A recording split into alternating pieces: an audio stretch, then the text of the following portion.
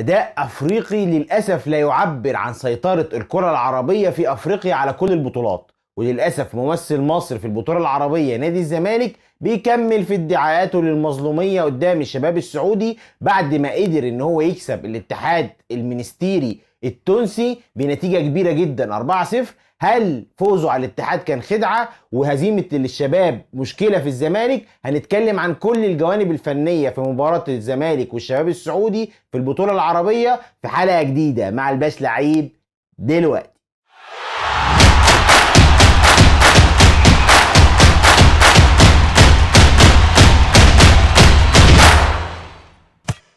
بسم الله الرحمن الرحيم والسلام عليكم ورحمة الله وبركاته. أهلا بيك عزيزي المشاهد، وقبل ما ندخل حلقتنا لازم كلنا نصلي على خير الأنام سيدنا محمد عليه أفضل الصلاة والسلام. وما تنساش تشترك في القناة وتفعل الجرس عشان خاطر توصل لك كل حلقاتنا الجديدة، ودعما منك عزيزي تعمل لنا لايك وشير للفيديو.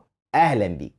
للأسف الزمالك بيخسر المباراة الثانية ليه قدام الشباب السعودي في بطولة كاس الملك سلمان البطولة العربية اللي اعتذر عنها النادي الأهلي وشارك فيها نادي الزمالك بصفته بطل الدوري السنة اللي فاتت. والزمالك قدر يكسب في أول مباراة الاتحاد المنستيري التونسي بنتيجة تقيلة جدا 4-0. وكل عشاق نادي الزمالك قال لك بس ده الاهلي هرب من الزمالك، ده الزمالك ناوي ياكل الاخضر واليابس، الزمالك بيبص عينه دايما على الكبير والبطوله دي كبيره وجوائزها الماديه كبيره. لكن فوجئنا ان الزمالك بيخسر تاني مباراه قدام فريق بصراحه انا شفت الماتش، فريق الشباب السعودي من اقل الفرق في الدوري السعودي. فريق الشباب السعودي ما عملش اي حاجه تديلك الايحاء ان هو يستاهل انه يكسب. طول المباراه الشباب السعودي ما شاطش غير تسديده واحده بس على مرمى محمد صبحي، وهي ضربه الجزاء اللي جابها بنيجا جون. تخيل انت المباراه 90 دقيقه مفيش غير فرصه واحده بس اللي جاء منها ضربه الجزاء بتاعه نادي الشباب، وضربه الجزاء اللي سجلها بنيجا جون. طول المباراه الشباب السعودي تقريبا ما عملش اي هجمه خطيره على نادي الزمالك. طبعا العبقري بتاع نادي الزمالك مش هنقول عليه عجلاتي، هو عبقري. ابتدى بخطة لعب 4-3-3 واعتمد على الثلاثة اللي في نص الملعب، احمد فتوح وعمرو السيسي ووراهم دونجا، ولعب بالثلاثي اللي قدام احمد سيد زيزو على الشمال مش على اليمين، وشيكابالي على اليمين وقدامهم الجزيري. ولعب بباك يمين، تتخيل بقى انت لعب بباك يمين الزناري اللي هو اصلا مساك. طب لعب بمين بقى مساك؟ لعب بحمزه المسلوسي هو اللي مساك رغم ان حمزه اصلا باك. طب ما ترجعهم كل واحد، يعني انت ليش قلبتهم كده؟ يعني ليك عملت كده؟ طب ما ترجعهم كده تاني. يعني انت بدل ما كنت حطيت حمزه المسلوسي هو اللي مساك والزناري هو اللي باك، كنت رجعت الزناري مساك وطلعت حمزه باك زي ما عملت في الشوط الثاني. لكن هو عشان خاطر هو طبعا عجلاتي، قصدي مش عجلاتي، طبعا لازم يخترع. فاختراعاته الجميله ادت الى ان النادي الزمالك طول الشوط الاولاني ملوش اي تواجد في منطقه نص ملعب بتاعه نادي الشباب تماما. وخصوصا ان نادي الشباب عنده قوه في نص الملعب، يعني قوه الشباب السعودي كلها في نص الملعب. عنده 3 لعيبه في نص الملعب من اهم اللعيبه في الدوري السعودي، سواء كان الارجنتيني بانيجا او حتى كويلار او هتان، ومعاهم كمان الوينج اللي انا شايفه بصراحه عمل مباراه كبيره جدا قدام الزمالك، وصلابه سكر واحمد فتوح هم اللي منعوه ان هو يشكل خطوره على مرمى نادي الزمالك. هو عبد الله الشمري. الاربع لعيبه دول من اقوى اللعيبه اللي في نص ملعب نادي الشباب السعودي. وقدام نص الملعب القوي ده كان المفروض ان انت تبقى عندك تماسك اكتر في نص الملعب، تلعب بلاعب في مركز 8 بيكون هو بيلعب في مركز 8. انت خنقت احمد فتوح اللي هو اصلا باك شمال ان انت تلعبه في مركز 8، وكمان رجعت حمزه المسلوسي اللي هو اصلا باك رجعته مساك ولعبت مكانه مساك في مركز الباك اليمين. فانت عندك جبهتين انت قضيت عليهم تماما. ليه؟ انا مش فاهم ليه اوزوريو بيعمل كده في الزمالك وفي نفسه وفي لعيبه نادي الزمالك. لعيبه نادي الزمالك بصراحه يعني يكون في عونهم ربنا، يعني مع المدرب اللي هو بيخترع وبيفتكس حاجات انا اول مره بصراحه اشوفها. ومن اول دقيقه الشباب السعودي كان باين قوي ان هو بيلعب دفاع خط، يعني بيلعب دفاع متقدم، يعني بيلعب على مصيدة التسلل. والعبقري بتاع نادي الزمالك ما خدش باله لدرجة ان لعيبة نادي الزمالك وقعوا في 10 حالات تسلل طوال المباراة. يعني كأن اللي قاعد بره ده بيتفرج على ماتش تاني غير الماتش اللي كان بيتلعب. واضح من اول دقيقة ان الاتنين المساكين بتوع الشباب السعودي الاتنين اقوياء، والاتنين قاماتهم عالية، والاتنين بيقدروا ان هم ياخدوا الكور العالية بسهولة. يقوم لعيبة نادي الزمالك واسوريو بيلعبوا على الكور الطويلة طول الشوط الاولاني، فالكورة يا اما يقطعها دفاع نادي الشباب،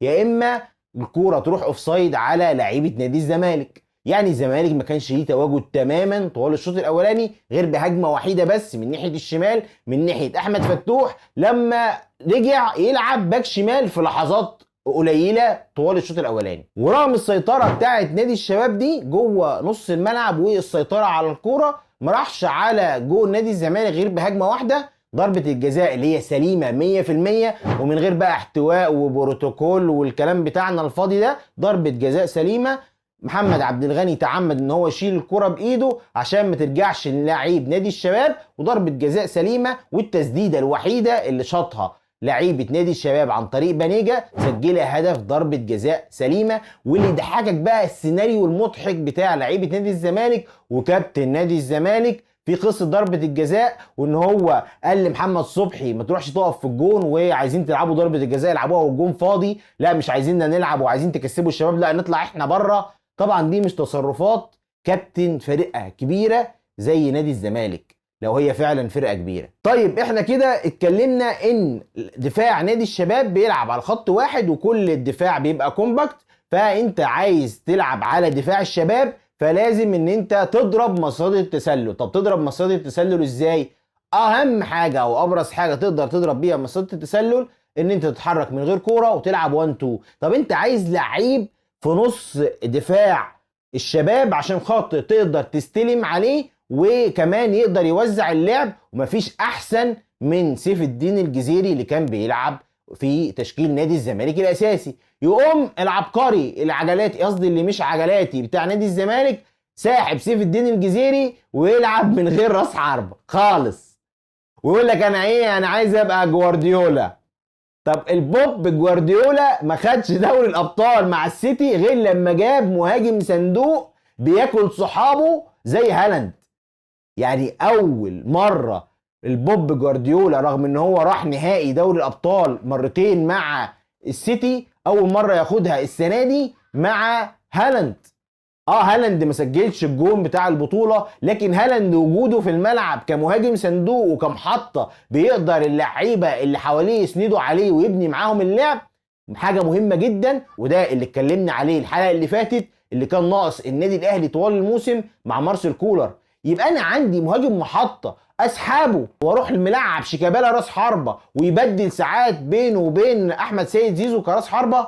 يعني بصراحه يعني اللي بيفكر في جهاز نادي الزمالك مع اسوريو عبقري عبقري عبقري. الزمالك سيطر على الشوط الثاني بالكامل، لكن ما قدرش ان هو يهدد مرمى نادي الشباب غير بتسديدتين، منهم تسديده كالعاده من احمد سيد زيزو في العارضه. يعني احمد سيد زيزو انا ما اعرفش هو متعاقد مع العارضه، كل ما يحتاج الزمالك جون تلاقيه لبس كوره في العارضه عشان الزمالك يخرج خسران قدام نادي الشباب. والبطوله الوحيده اللي كانت امل لجمهور نادي الزمالك السنه دي بعد اكتساح الاهلي كل البطولات في افريقيا وفي مصر كانت بطوله كاس الملك سلمان، البطوله العربيه في السعوديه. وقاب قوسين او ادنى الزمالك ان هو يخرج.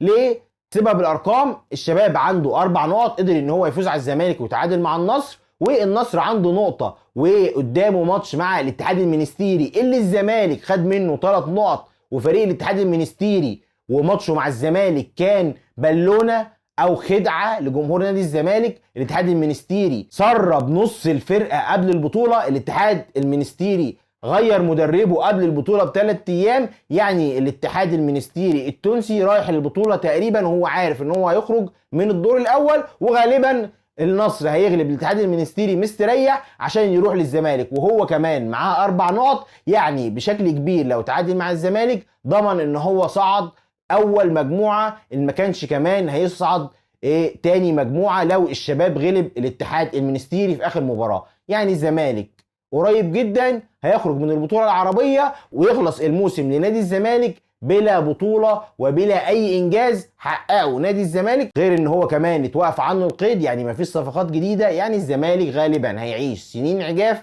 جايه زي السنين اللي فاتت ككوره، وبعيد عن اي انتماء وبعيد عن التعصب وما لهاش علاقه ان انا اهلاوي. الزمالك كان يقدر يكسب بسهوله قوي الشباب الماتش ده، كان يقدر بسهوله قوي يصعد على الاقل للدور اللي جاي، لكن العبقري والعجلاتي وابن الزعيم قرروا ان هم يحرموا الزمالك من اي بطولات السنه دي عشان يرجع على مصر على طياره 6 الا تلت بين السعوديه بلا اي بطوله، وراجع يا مولاي كما خلقتني. الاهلي بقى بيستعد للاجازه الطويله اللي اداها مارسيل كولر للاعيبه النادي الاهلي بعد مباراه المصري في ربع نهائي الكاس.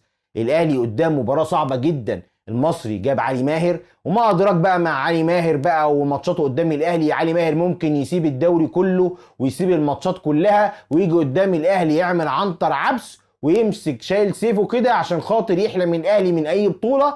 مباراه صعبه جدا على النادي الاهلي، وبعديها الاهلي هياخد اجازه 3 اسابيع. مارسيل كولر هيسافر سويسرا يقضي اجازه، ولاعيبه النادي الاهلي كلها هتروح اجازتها. رضا سليم اللي الاهلي اعلن عن توقيعه النهارده وبقى لاعب رسمي في النادي الاهلي عشان يبقى تاني صفقات النادي الاهلي الصيفيه بعد امام عاشور. وطبعا فيديو تقديم رضا سليم رائع جدا عن تاريخ او الحضاره المغربيه وتاريخ الرحاله المغربي ابن بطوطه، ورضا جه ام رضا. ان شاء الله بقى بعد رضا سليم الاهلي يقدر ان هو يجيب بقى مهاجم قوي صندوق، يقدر ان هو ينقل هجوم الاهلي نقله نوعيه، يقدر ان هو يشيل الفريق هجوميا ويسجل من انصاف الفرص عشان يستفيد الاهلي من كل الاجنحه اللي هو جابها. عندك بيرسيتاو، عندك حسين الشحات، عندك رضا سليم، عندك كمان احمد عبد القادر، عندك وراهم امام عاشور وعمرو السوليه وديانج، غير طبعا الباكين عندك علي معلول ومحمد هاني. اللعيبه دي ادائها الهجومي قوي جدا وبتقدر ان هي تخلق فرص كتير زي ما احنا شفنا طوال الموسم مع النادي الاهلي،